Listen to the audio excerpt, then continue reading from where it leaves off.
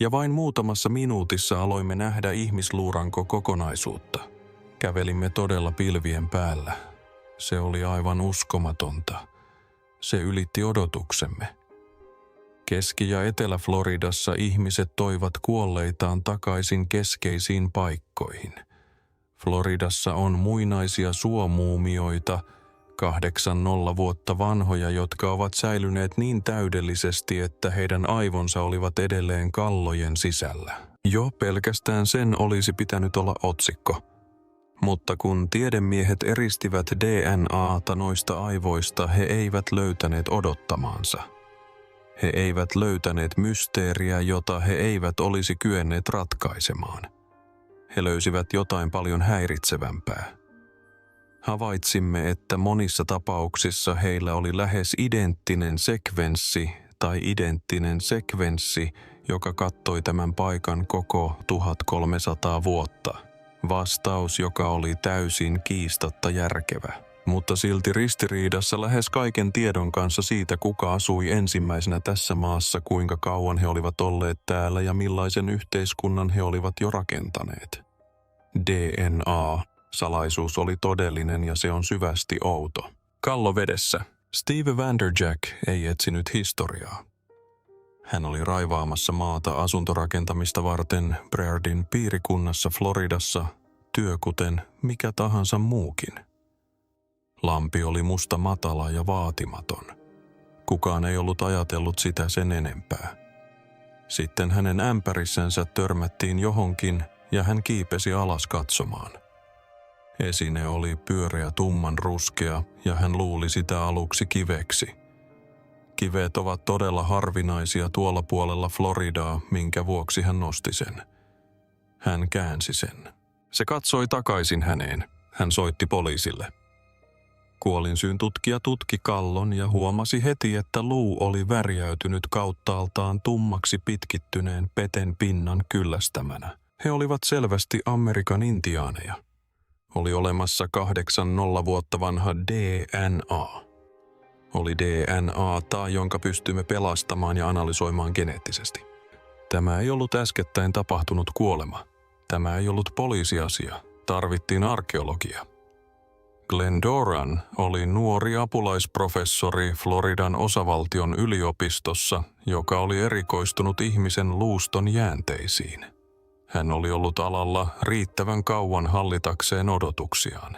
Hän ajoi Brairdin piirikuntaan odottamatta paljoakaan. Pieni, pimeä ja epämiellyttävä lampi, jota reunustivat pensaat. Hän käveli kuitenkin lammen ympäri, koska niin se on. Muutamassa minuutissa hän kyykistyi ihmisluurankokasaumojen yllä, jotka irtosivat kalliopenkereistä sitten 4 muuta kalloa ja lopuksi hampaat. Ja tässä kohtaa se alkoi mennä oudoksi. Hampaiden kulumiskuviot olivat äärimmäiset. Eivät syömisestä, tarttumisesta tai hampaiden käytöstä samalla tavalla kuin käytämme työkaluja. Nykyihmiset eivät aiheuta tällaista kulumista. Doran tiesi jo ennen yhtäkään laboratoriotulosta, että hän tarkasteli jotakin syvältä esihistoriasta. Radiohiiliajoitus vahvisti sen. 7080 vuotta vanha 50 vuotta ennen Kristuksen syntymää.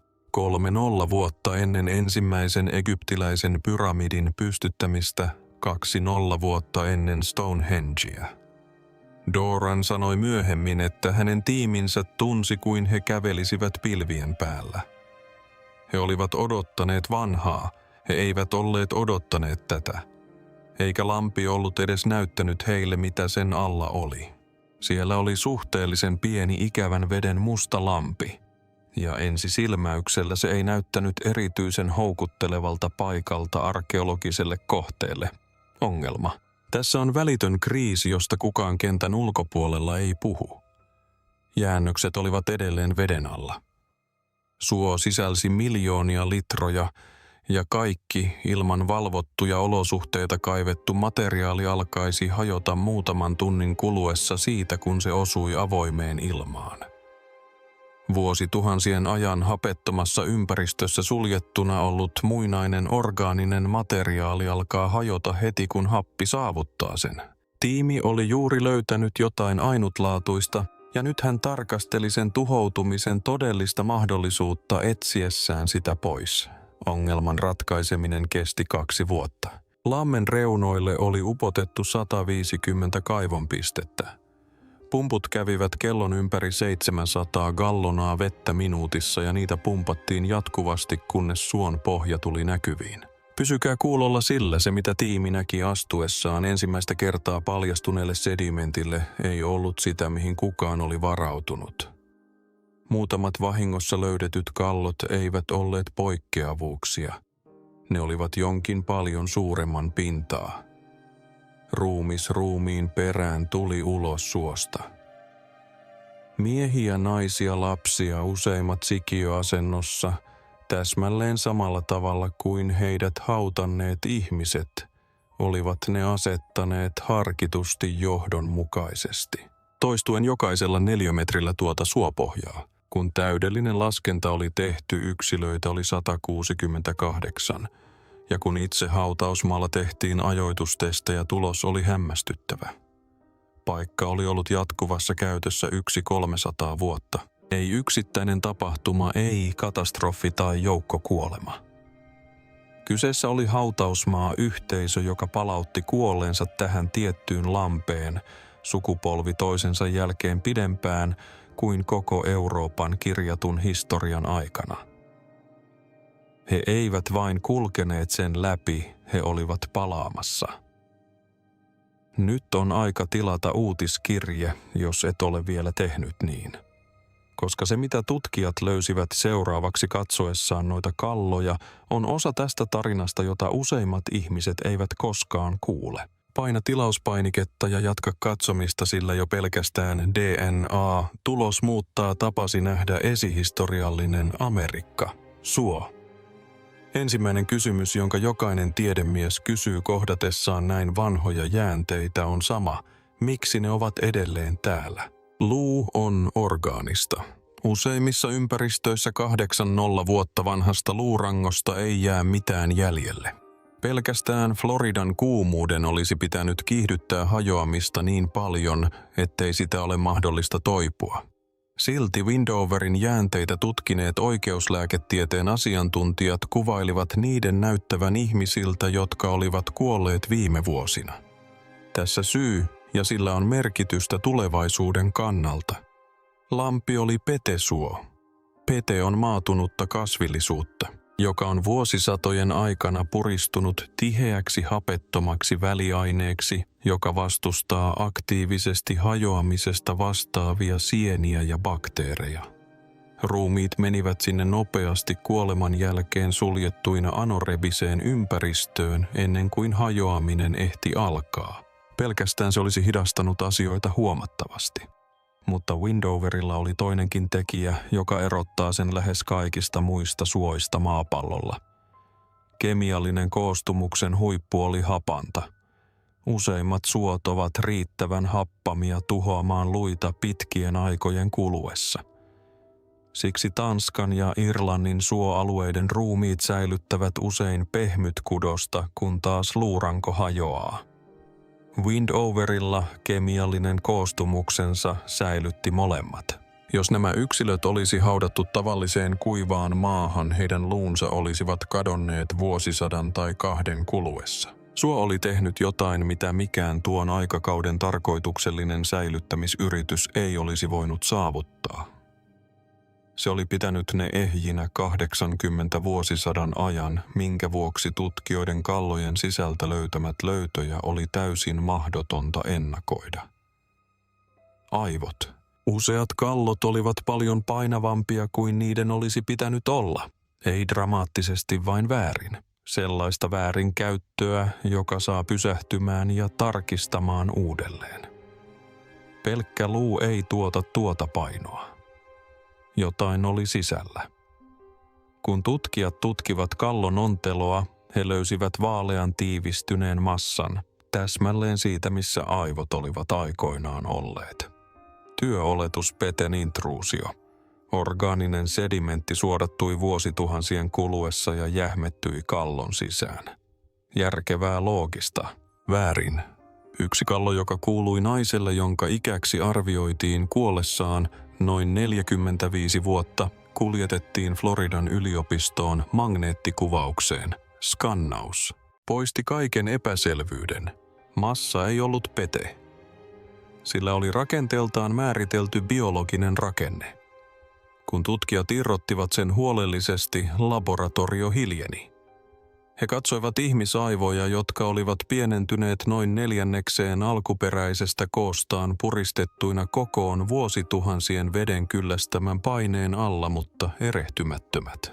Poimut olivat jäljellä arkkitehtuuri- ja solurakenne näkyvissä mikroskoopilla. Windoverista löydettiin lopulta 91 aivoa, jotka olivat 80 vuotta vanhoja. Eivät jälkiä, eivät vaikutelmia. Ne elimet, joissa 80 vuotta vanhat ajatukset olivat muodostuneet. Ja tässä on asia, jonka pitäisi huolestuttaa sinua. Homo sapiens ei ole muuttunut neurologisesti 150 vuoteen. Laboratoriopöydällä olevat aivot eivät olleet primitiivinen elin. Ne olivat rakenteellisesti identtiset niitä tutkivien tiedemiesten aivojen kanssa. Mitä tahansa nämä ihmiset tunsivat, pelkäsivät, rakastivat tai surevat, he käsittelivät sen täsmälleen samalla kognitiivisella laitteistolla, jota käytämme tänään.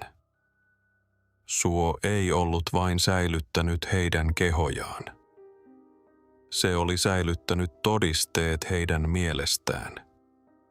Ja näiden todisteiden sisällä oli lukittuna jotain geneetikon tekemää. Floridan yliopiston apulaisprofessori Bill Worth aikoi viettää kuukausia yrittäen saada siitä irti. DNA. Tutkija Howarthille tuli mieleen eräs erityinen ajatus kuullessaan aivokudoksesta. Jos solurakenne oli pysynyt koossa 80 vuotta vesisedimentissä, siihen oli olemassa etäinen mahdollisuus. Ennen näkemätön, epätodennäköinen, sellainen kaukaa haettu mahdollisuus, jota kokeilet vain, koska kukaan ei ole kokeillut sitä aiemmin. Tuo jokin oli vielä noiden solujen sisällä. DNA hajoaa. Lämpö, kosteus, mikrobitoiminta, aika, kaikki tämä estää säilymistä. Sahara oli vastustanut muinaisen DNA:n uuttamista vuosikymmeniä. Florida oli lämpimämpi, kosteampi ja kaikilla tavanomaisilla mittareilla mitattuna huonompi. Kukaan ei tosissaan odottanut tämän toimivan. Housen tiimi sekoitti muinaisen aivokudoksen näytteitä entsyymeihin, jotka oli suunniteltu hajottamaan solumateriaalia ja vapauttamaan kaikki vielä sisällä oleva geneettinen sisältö. Tarkkoja jäähdytys- ja sekoitussyklejä. Kuukausien huolellista systemaattista työtä. Tulokset tulivat. Positiivisia. Antaa sen hetkisen laskeutua. Ihmisen DNAta. Ei ympäröivän kasvillisuuden aiheuttamaa kontaminaatiota. Ei ympäristöstä peräisin olevaa materiaalia petestä. Ihmisen geneettisiä sekvenssejä, jotka on uutettu aivokudoksesta, joka oli Floridan suon pohjalla 30 vuotta ennen Egyptin pyramidien rakentamista. Houworth tiesi kontaminaatio-ongelman heti. Se on rajojen raja, johon jokainen muinainen DNA-tulos osuu. Nykyihmisen DNA, joka on peräisin näytteitä käsittelevistä tutkijoista, voi tuottaa vääriä positiivisia tuloksia. Sekvenssit näyttävät ihmisiltä, koska ne ovat ihmisiä, eivätkä tutkittavaa ihmistä. Hän kartoitti Windover-sekvenssejä tunnettuihin geneettisiin profiileihin eri etnisten populaatioiden välillä maailmanlaajuisesti. DNA oli selvästi Amerikan alkuperäiskansojen DNAta ja siinä oli erityisiä markkereita, jotka erottavat sen selvästi eurooppalaisista, afrikkalaisista ja aasialaisista profiileista. Koska kukaan Amerikan alkuperäiskansoista ei ollut käsitellyt tai prosessoinut näytteitä, nykyaikainen kontaminaatio suljettiin pois luotettavasti. Kyseessä oli vanhin vahvistettu ihmisen geneettinen materiaali, joka oli koskaan uutettu mistään maapallolta tuolloin, mutta se ei ollut vielä outoa.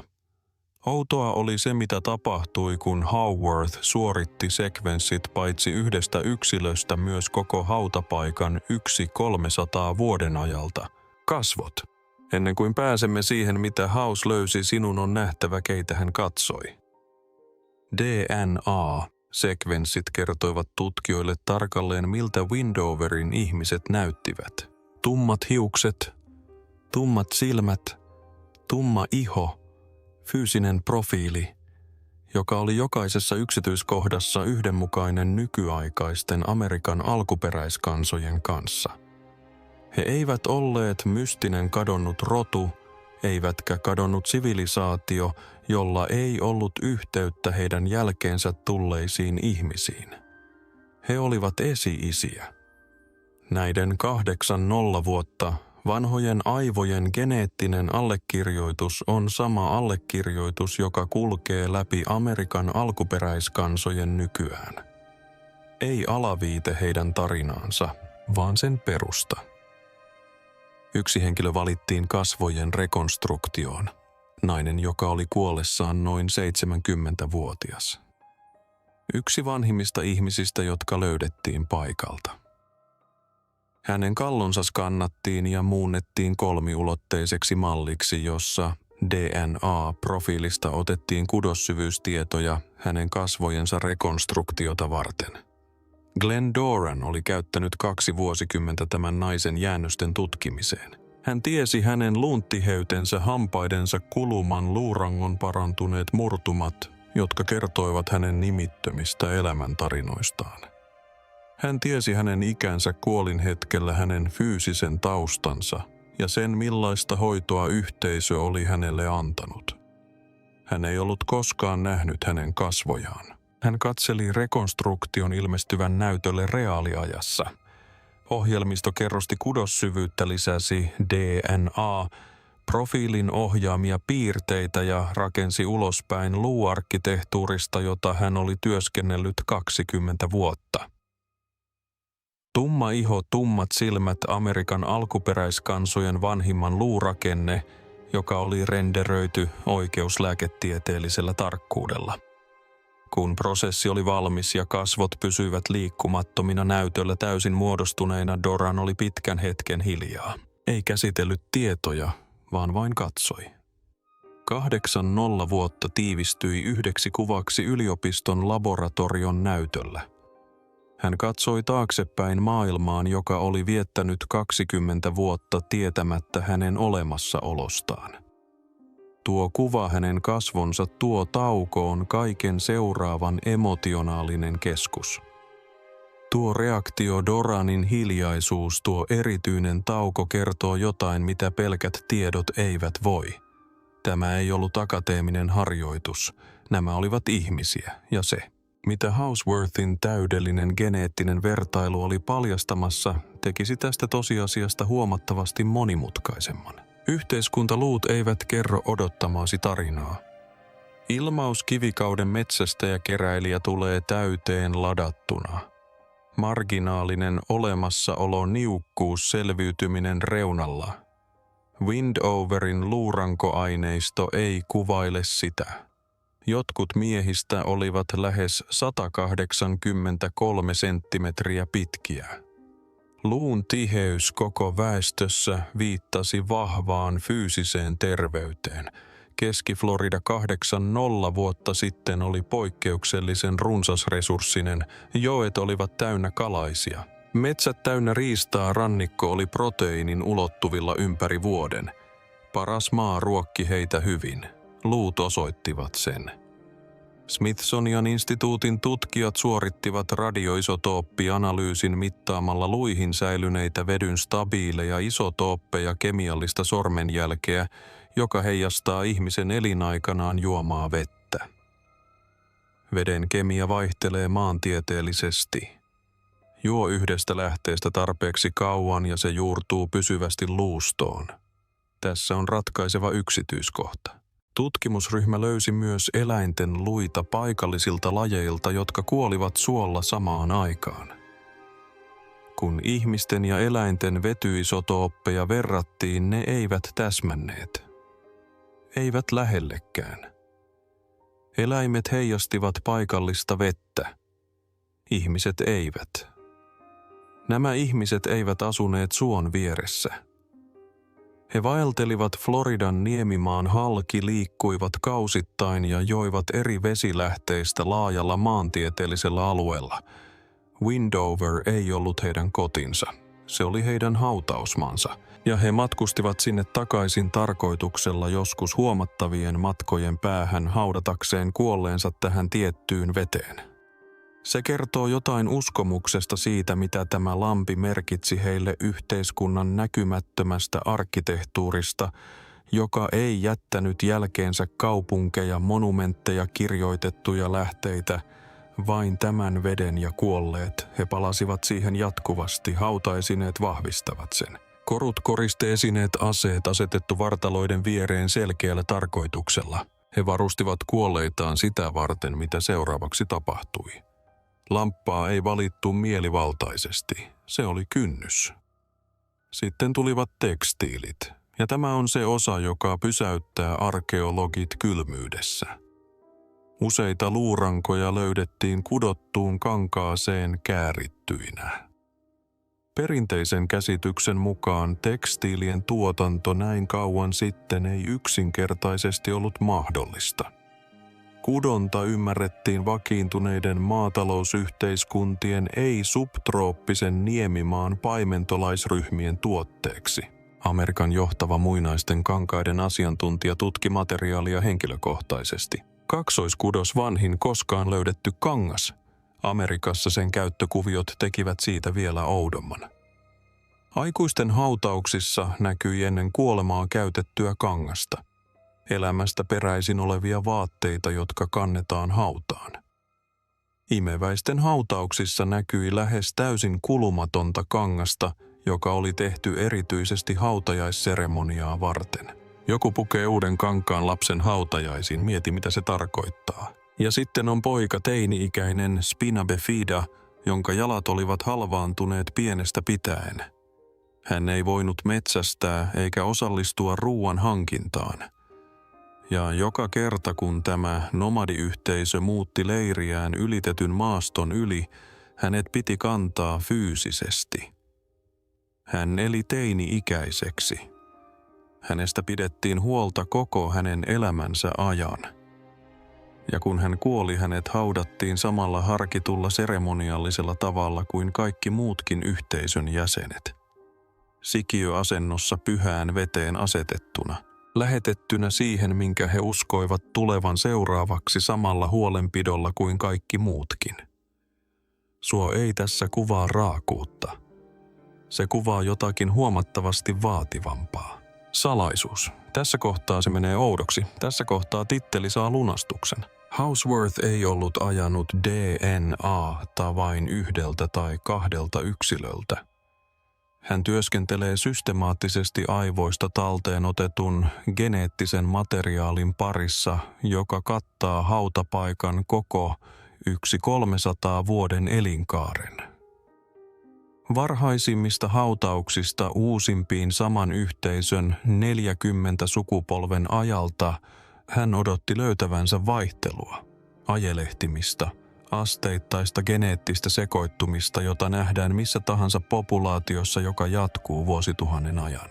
Uusia ihmisiä menee naimisiin, ulkopuolisia verilinjoja tulee yhteisöön, elävän yhteiskunnan normaali geneettinen virtaus. Hän löysi päinvastaisen. Sekvenssit olivat lähes identtiset koko ajanjakson ajan sukupolvi sukupolven jälkeen, vuosisata vuosisadan jälkeen. Samat geneettiset allekirjoitukset olivat olennaisesti muuttumattomia, palasivat samaan veteen hautaamaan kuolleensa. Populaatioon ei tullut ulkopuolista geneettistä vaikutusta. Ei 100 vuoden aikana. Ei 500 vuoden aikana.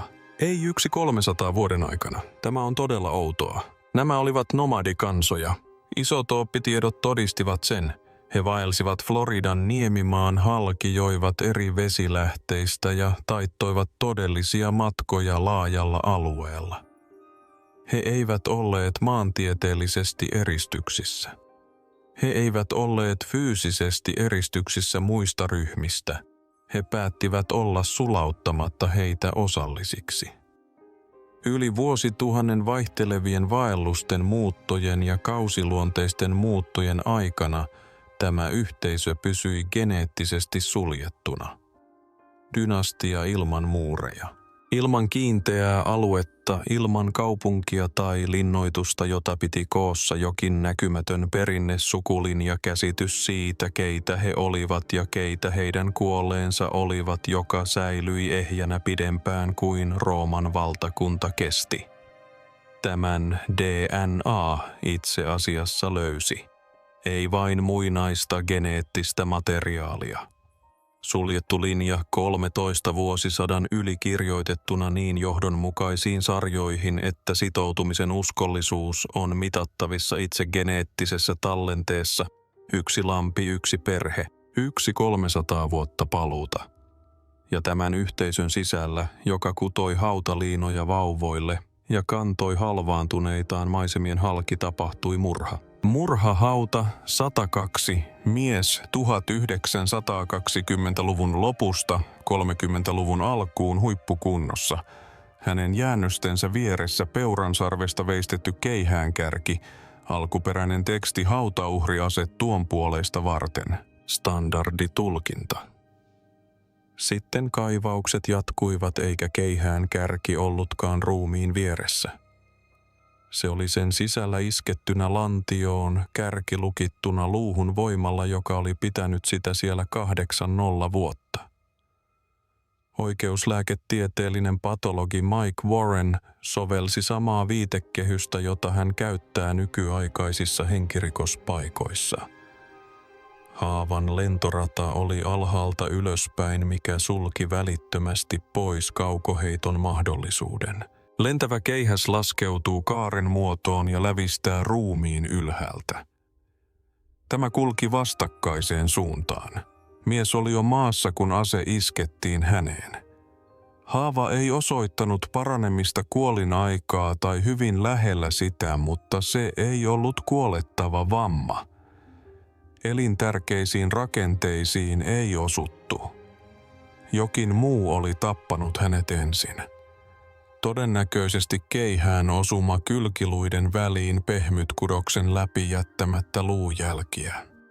Hän kaatui ensimmäisestä iskusta, toinen oli tahallinen. Sitten Warren löysi sen. Kallo oli poissa. Sedimentin liikkuminen ei ollut siirtänyt sitä. Jokainen ympäröivä luuranko suossa oli ehjä. Hänen luurankonsa ei ollut. 3 ylintä kaulanikamaa luut, jotka yhdistävät kallon suoraan selkärankaan, olivat myös poissa. Warren esitti löydöksensä tylysti oikeuspatologien tapaan. Murtuman todisteet osoittivat terävän kivityökalun käytön toistuvan leikkaamisen ja voimankäytön erottamisen loppuun saattamiseksi. Hänet mestattiin. Pää otettiin. Kyseessä ei ollut sodankäynti. Florida oli tuolloin liian harvaan asuttu. Warrenin johtopäätös oli täsmällinen. Väkivalta oli henkilökohtaista. Kaunaa alueellista konfliktia yksilön tappavan vihan osoitus, joka vietiin loppuun asti. Samassa yhteisössä, joka kantoi halvaantunutta poikaa halki maiseman ja valmisti uutta kangasta imeväisten hautajaisiin, erästä miestä metsästettiin, tapettiin ja silvottiin tarkoituksella. Molemmat asiat olivat totta. Ne ovat aina totta. Täysi syy. Astu taaksepäin ja katso, mitä kaikkea yksi tyhjennetty lampi Brevin piirikunnassa tuotti. 168 yksilöä säilynyt 80 vuoden ajan ympäristössä, jonka olisi pitänyt tehdä säilyttämisestä mahdotonta. 91 ehjää ihmisaivoa. Vanhin koskaan maapallolta erotettu ihmisen DNA löytymishetkellä. Vanhin koskaan Amerikasta löydetty tekstiili. Geneettinen aineisto, joka kattaa 300 vuotta yhtäjaksoisia perheen hautauksia. Oikeuslääketieteellinen murhatapaus, joka on rekonstruoitu ilman yhtäkään nykyaikaista todistetta. Jokainen löytö yksinään olisi merkittävä yhdessä. Ne eivät ole kokoelmalöytöjä. Ne ovat muotokuva. Windoverin kansa ei ollut alkeellinen edeltäjä jollekin kehittyneemmälle, joka tuli myöhemmin. He eivät olleet luonnos. He olivat täysin toteutunut yhteiskunta, joka toimi sosiaalisen ja teknologisen hienostuneisuuden tasolla, jota olemassa olevat esihistoriallisen Amerikan mallit eivät olleet ennustaneet, eivätkä olleet valmiita ottamaan vastaan. Heillä oli monimutkainen rakenne. He ylläpitivät pyhää paikkaa yli vuosituhannen ajan. He huolehtivat vammaisistaan muuttokausien aikana. Heillä oli niin monimutkaiset uskomusjärjestelmät, että ne vaativat harkittua haudanmuokkausta, pitkiä matkoja ja muodollisia seremonioita. Heillä oli kuitenkin niin henkilökohtaisia konflikteja, että ne johtivat mestaukseen. Nämä olivat nykyihmisiä, jotka elivät nykyihmisen elämää 80 vuotta ennen kuin kukaan keksi etsiä todisteita siitä Floridan suosta. Avoin kysymys. Glenn Doran, joka on omistanut uransa tälle sivustolle, on sanonut, ettei hän luultavasti koskaan enää kohtaa mitään vastaavaa. Hän on lähes varmasti oikeassa. Mutta Windoverin avaamat kysymykset ovat edelleen ajankohtaisia. Howarth dokumentoi tuon suljetun dynastian, että yksi 300 vuotta vanha sukulinja ilman ulkopuolista vaikutusta edustaa populaatiota, joka oli ollut Amerikassa riittävän kauan kehittääkseen täysin erillisen profiilin kuin ne aasialaiset populaatiot, joista he lopulta polveutuvat.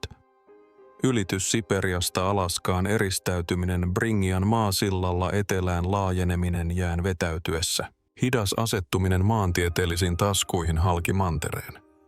Kaikki tämä oli tapahtunut jo ennen kuin ensimmäiset haudat menivät tähän lampeen. Nämä ihmiset olivat jo muinaisia amerikkalaisia, kun he alkoivat tulla tänne. Kuinka kauas menneisyyteen tämä sukulinja ulottuu ja mitä muita yhteisöjä oli olemassa ja kukoistivat mantereella samana aikana on edelleen aidosti avoin ja aktiivisesti tutkittu kysymys. Muinaisen DNA. Tutkimista kuumissa ja kosteissa ympäristöissä pidettiin käytännössä mahdottomana ennen Windoveria. Tieteellinen yksimielisyys oli vakiintunut. Mutta samat olosuhteet, jotka näyttivät tekevän toipumisen toivottomaksi, osoittautuivat säilyttävän näytteet paremmin kuin Siperian perärouta kykeni säilyttämään kemiallisen koostumuksensa. Oletukset olivat vääriä. Menetelmät paranevat.